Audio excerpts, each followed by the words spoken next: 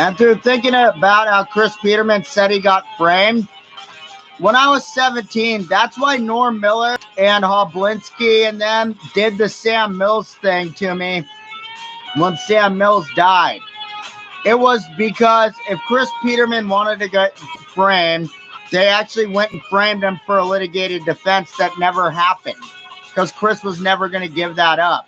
What Chris wanted to say was that me and my dad and the Booms framed my mom so she couldn't get the $50,000 in a lawsuit to pay off the property to Lyle G. Boom so it could be in her ownership so Chris could family litigate it and also business practice litigate the 7% that everybody's owning the Gray family from Rose Heating. And also that my mom is in the will by paying off the house.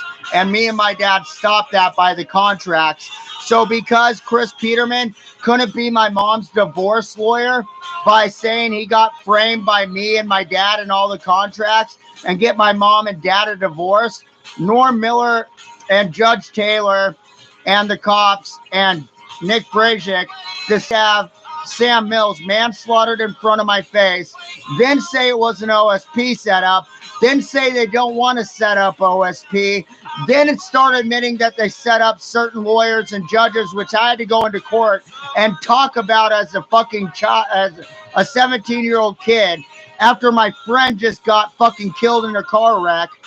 And they thought that Chris Peterman could use him being framed to protect Brage Kick and Judge Taylor's bar licenses. And then Chris Peterman down in Roseburg knew about that, agreed to the whole thing. That's how I ended up with the Tasia Bellwood contract.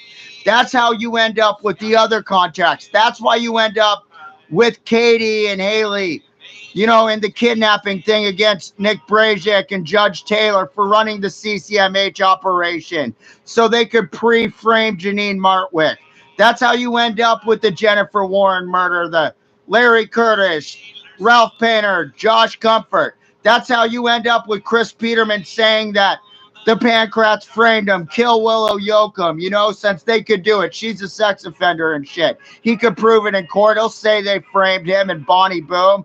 And then, you know, that's how you end up with Danny Boom's manslaughter. That's how you end up with fucking John Butchko's dad's almost attempted manslaughter, which I got John Berg to admit to in 2018. That's how you end up with all this shit.